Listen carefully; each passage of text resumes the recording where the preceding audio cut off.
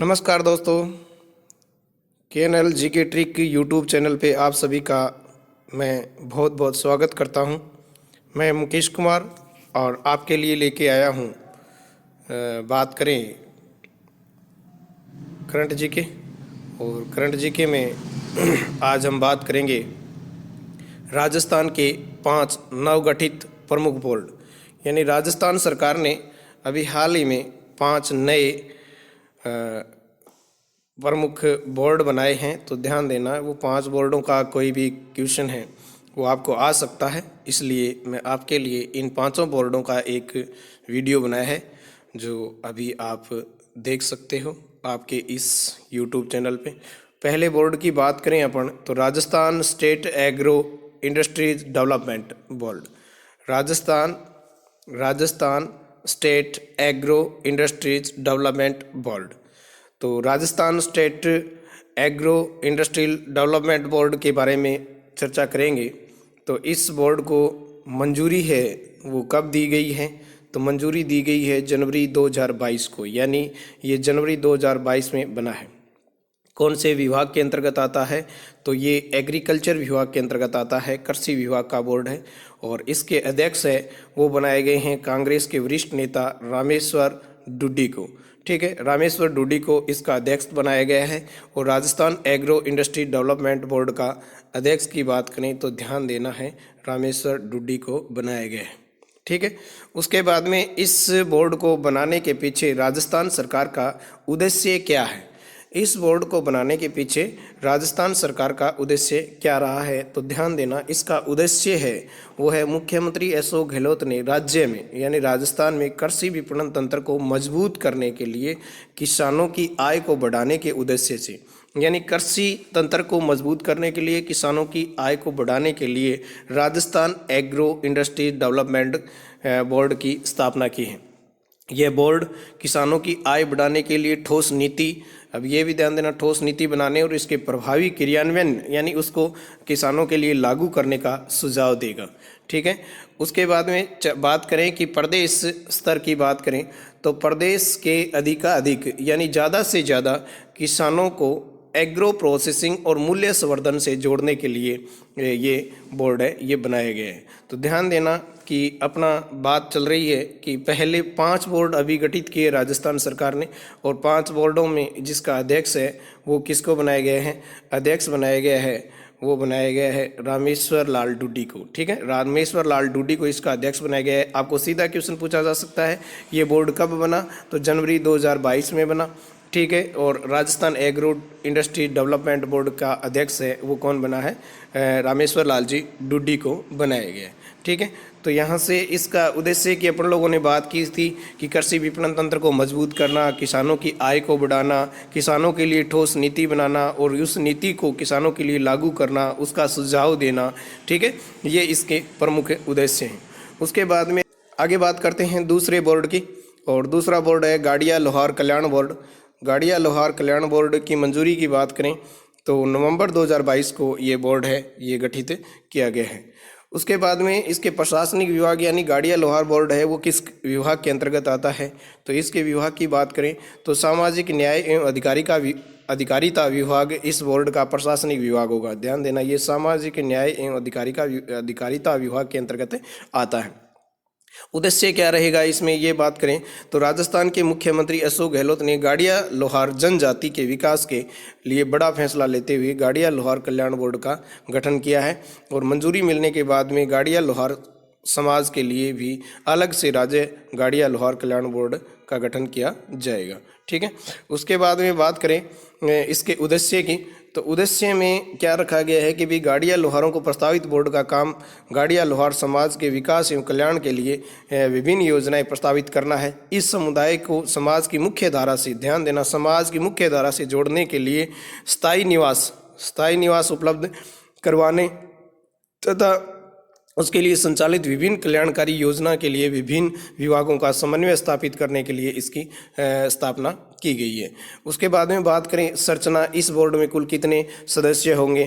तो ये भी ध्यान देना कि मुख्यमंत्री की ओर से गठित इस बोर्ड में एक अध्यक्ष, एक उपाध्यक्ष, ठीक है, और 5 सदस्य, यानी कुल सदस्य कितने होंगे, 7 होंगे। ये ध्यान देना, गाड़िया लोहार बोर्ड में कुल कितने सदस्य हैं, 7 सदस्य हैं, याद रखना, पूछा जा सकता है। ठीक है, और इस समाज की मुख्य धारा के साथ जोड़ने के लिए और इसको स्थायी निवास बनाने के लिए इस बोर्ड की स्थापना की गई है। ठीक है उसके बाद में बात करते हैं आगे, उसके बाद में बात करते हैं तीसरे बोर्ड की, और तीसरे बोर्ड की स्थापना चर्चा करेंगे। तो तीसरे बोर्ड में राजस्थान चरम शिल्प कला विकास बोर्ड की बात हो रही है। कौन से बोर्ड की बात हो रही है, राजस्थान चरम कला शिल्प कला बोर्ड, चरम शिल्प कला बोर्ड है, इसकी स्थापना की बात कर रहे हैं। और इसमें क्या है कि मंजूरी है वो मिली थी अक्टूबर 2022 को, इसकी मंजूरी मिली थी। प्रशासनिक विभाग इसका है उद्योग एवं वाणिज्य विभाग, इसका उद्योग है। ठीक है, उद्योग एवं वाणिज्य विभाग के अंतर्गत ये आएगा। अब बात करें कि राजस्थान चरम शिल्प कला विकास बोर्ड है का उद्देश्य क्या रहा है, राजस्थान सरकार का किस उद्देश्य से इस बोर्ड की स्थापना की गई है। तो ध्यान देना, गहलोत इस स्वीकृति से चर्म व्यवसाय, यानी जो चमड़े का काम करने वाले हैं, चर्म व्यवसाय से संबंधित व्यक्तियों के लिए जीवन स्तर में वृद्धि करना, यानी उसके जीवन स्तर को सुधारना एवं उनका आर्थिक विकास सुनिश्चित हो सकेगा। इस बोर्ड के गठन से राज्य के औद्योगिक विकास में इस व्यवसाय से जुड़े लोगों को प्रभावी भागीदारी सुनिश्चित करना, यानी ज़्यादा से ज़्यादा इसको लोगों को अग्रसर करना, साथ ही उसके कार्यस्थल एवं विकास स्थल पर समस्त आधारभूत सुविधा जैसे सड़क, पानी, बिजली, चिकित्सा, शिक्षा, उत्पादों में विपणन हेतु मार्केटिंग सेंटर विकसित करना है।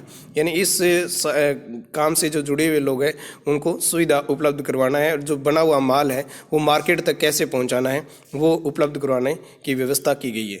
इस व्यवसाय से जुड़े व्यक्तियों को आधुनिक तकनीकी आधारित चर्म रंगाई, यानी वर्तमान किस तरीके से चमड़े का रंगाई की जाती है, अन्य उत्पादों हेतु देश के प्रतिष्ठित संस्थाओं के माध्यम से कौशल प्रशिक्षण दिलाने, यानी उसको ज़्यादा से ज़्यादा प्रशिक्षण दिलवाने की व्यवस्था की जा सकेगी। उसके बाद में बात करें इसकी, तो इसमें क्या किया गया है कि इस बोर्ड के चरम बोर्ड के माध्यम से इस व्यवसाय से जुड़े व्यक्तियों को सामाजिक सुरक्षा हेतु योजनाएं बनेंगी तथा उसके समयबद्ध क्रियान्वयन किया जाएगा। उसके बाद में बात करें, इस व्यवसाय से जुड़े व्यक्तियों के विकास हेतु समुचित वित्तीय सहयोग एवं बैंकों से वित्त का प्रबंध भी हो सकेगा। श्रम उत्पादों की सरकारी खरीद में निविदा प्रक्रिया से मुक्त रखने का कार्य भी बोर्ड द्वारा किया जाएगा। श्रम उत्पादों की खरीद व तकनीकी प्रौद्योगिकी में सहयोग के अलावा फुटवेयर निर्माण श्रम उत्पादों को प्रोत्साहन मिलेगा। जिला स्तर पर सरकार की योजनाओं को क्रियान्वयन एवं उनके वित्तीय प्रबंधन से संबंधित कार्य किए जाएंगे। राजस्थान में पंजीकृत श्रम दस्तकार जिनका पंजीकरण हो चुका है, पंजीकृत श्रम दस्तकार बोर्ड में पंजीयन करवाकर योजनाओं का लाभ ले सकेंगे। ठीक है, राज्य महात्मा ज्योतिबा राव फुले बोर्ड, राजस्थान राज्य महात्मा ज्योतिबा राव फुले बोर्ड, इसको मंजूरी कब दी गई, इसको मंजूरी दी गई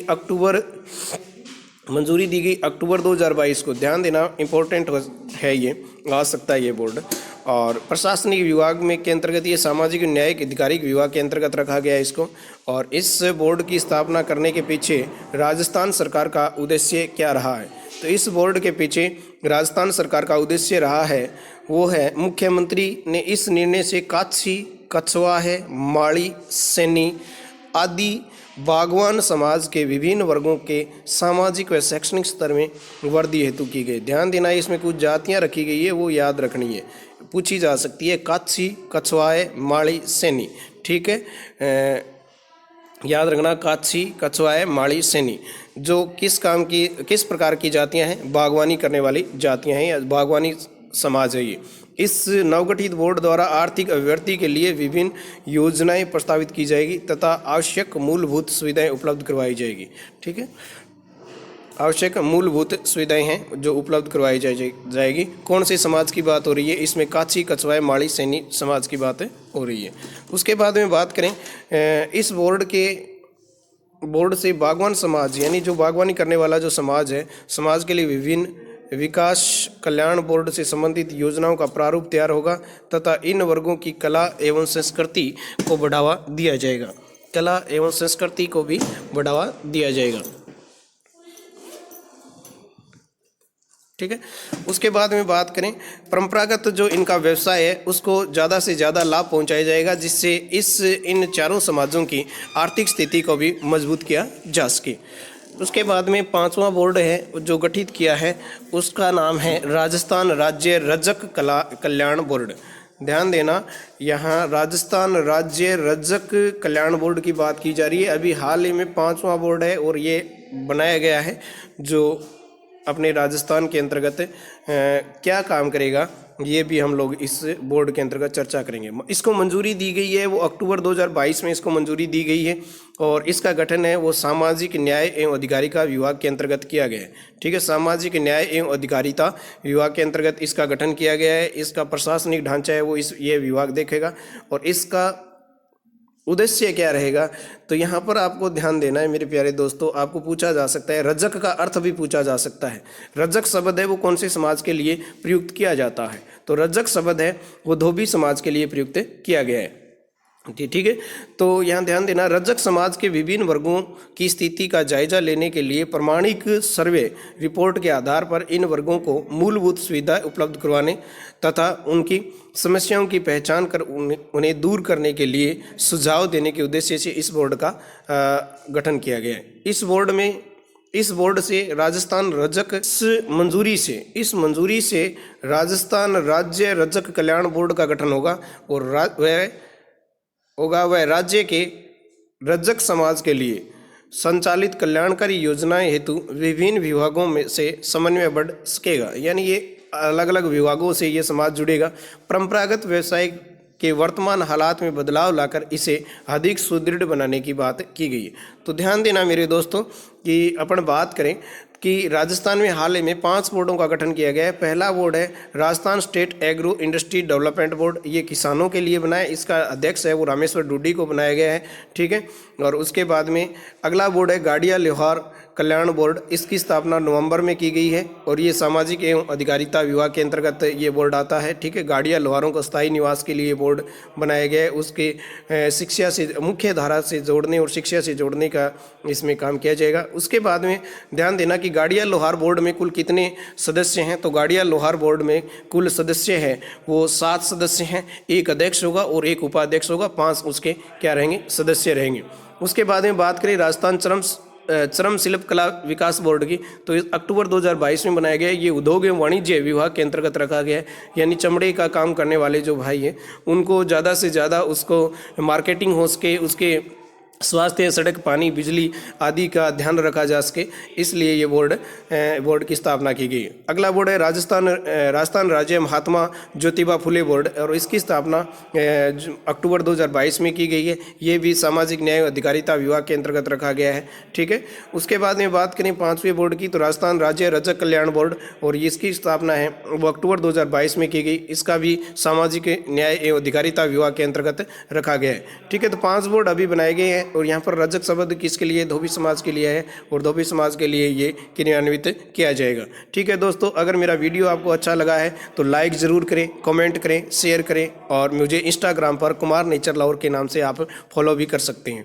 ठीक है, तो दोस्तों मैं आपके लिए ज़्यादा से ज़्यादा हर कोशिश करता हूँ, जैसे भी मुझे मेरे साथियों के द्वारा या मुझे कहीं पर भी कोई मैटर मिलता है उस मैटर को मैं ज़्यादा से ज़्यादा आप तक शेयर करने के लिए मैं आपके लिए लेकर आता हूँ। अगर आपको मेरे वीडियो अच्छे लग रहे हैं, वास्तव में अच्छे लग रहे हैं, तो ज़रूर लाइक, कमेंट और शेयर ज़रूर करें। आपके भाई का बहुत ज़्यादा मनोबल बढ़ेगा। इसके साथ ही जय हिंद, जय भारत, आपका दिन शुभ हो।